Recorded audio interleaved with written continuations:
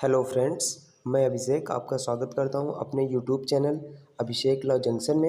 In today's video we will honestly review the study IQ judiciaries study material and which are helpful for all judiciary aspirants and law aspirants.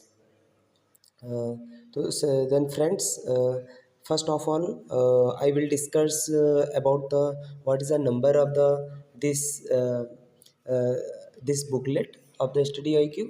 And हम देखेंगे कि ये जो study IQ की books हैं, इनका क्या format है, इनका क्या फीडबैक है और किस प्रकार से, किस तरह से एक जुडिशरी एस्पायरेंट्स के लिए किस प्रकार से हेल्पफुल होने वाली हैं, वो हम आज इस जो रिव्यू वीडियो है, ऑनेस्टली रिव्यू वीडियो है, उसमें हम देखने वाले हैं ये सारी चीज़ें। तो जैसा कि हम फर्स्ट ऑफ ऑल देखते हैं कि इसका जो नंबर है, कितने नंबर्स में है ये, इनका क्या प्राइस वगैरह रहा है। तो अगर हम देखते हैं तो नंबर्स में लगभग ये 14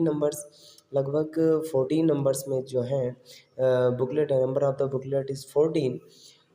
देन अगर आगे चलते हैं और हम देखते हैं कि जो procedure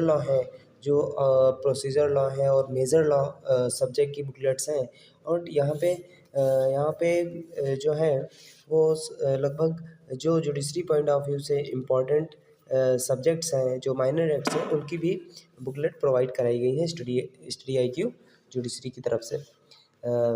then first of all हम देखते हैं, फर्स्ट बुकलेट का रिव्यू करते हैं जो हमारी BNS है। तो हम अगर BNS की बात करते हैं तो हम BNS में देखते हैं कि क्या इसका चीज़ें हैं इसमें।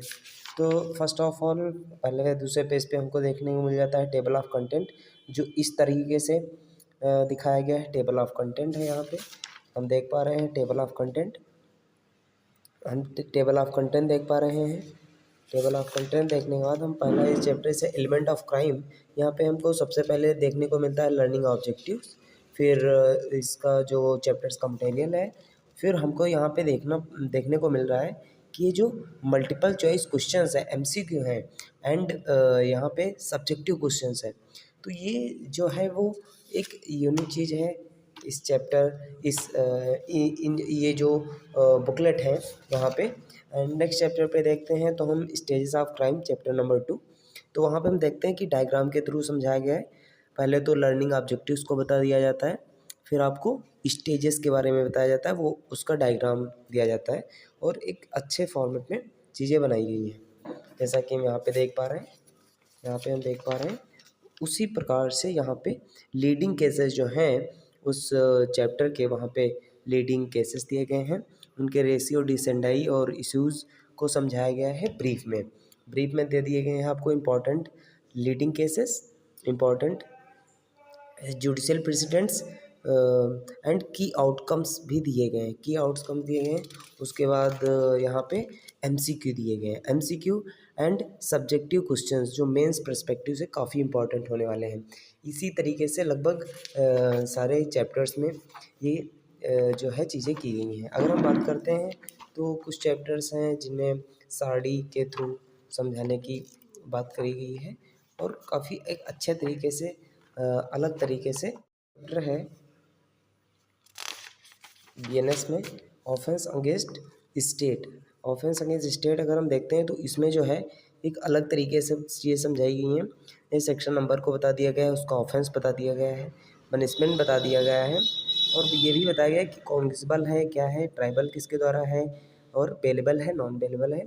ये सारी चीज़ें एक टेबल फॉर्म में दी गई हैं, विद डायग्राम चीज़ें, इंग्रेडिएंट्स बताए गए हैं ऑफेंस के। तो ये जो चीज़ें हैं ये इस प्रकार से कुछ आपका BNS होने वाला है। एंड इसी प्रकार से सिविल प्रोसीजर कोड है, सेम फॉर्मेट में चीज़ें चलने वाली हैं। आपको यहाँ पे भी सेम फॉर्मेट में चीज़ें मिलने वाली हैं। उसी प्रकार से हम इंडियन कॉन्ट्रैक्ट को देख सकते हैं। ये कुछ इंडियन कॉन्ट्रैक्ट की बुकलेट है, यहाँ पे इंडियन कॉन्ट्रैक्ट की बुक है। जहाँ पे हम देख पा रहे हैं table of content, charts, table of contents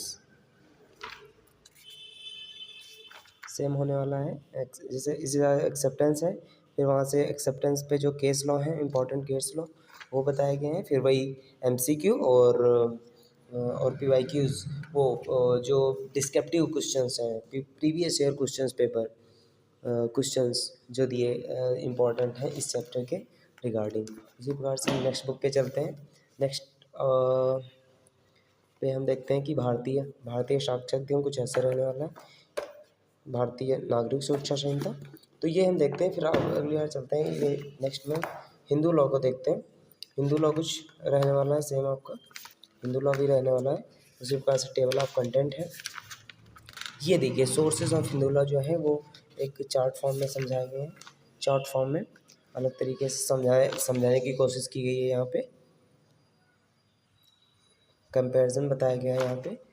और उसी प्रकार से concept of marriage with diagram, with colourful diagram and with unique things and MCQ, objective questions and subjective questions, यही फॉर्मेट लगभग सारी बुक में होने वाला है। जैसे इस प्रकार से हम देखते हैं ट्रांसफ़र ऑफ प्रॉपर्टी है, सेम उसी में भी होने वाला है। सेल ऑफ गुड्स एक्ट है, सेम उसी तरीके से चीज़ें बताई गई हैं यहाँ पे भी। यहाँ पे भी सेम उसी तरीके से चीज़ें को एक्सप्लेन किया गया है।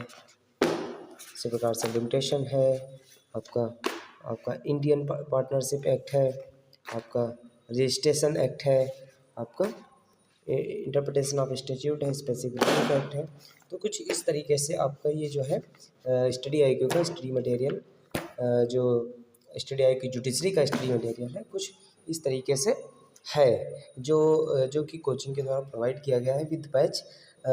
अगर आप विदाउट परचेसिंग बैच ले रहे हैं तो तब भी आपको स्टडी आईक्यू की वेबसाइट पे जाके आपको यहाँ से आप इसको परचेस कर सकते हैं। एंड अगर आप बैच ले रहे हैं तो बैच के साथ भी इसको परचेस कर सकते हैं।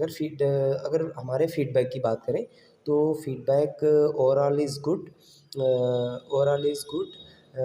एंड काफ़ी हेल्पफुल है।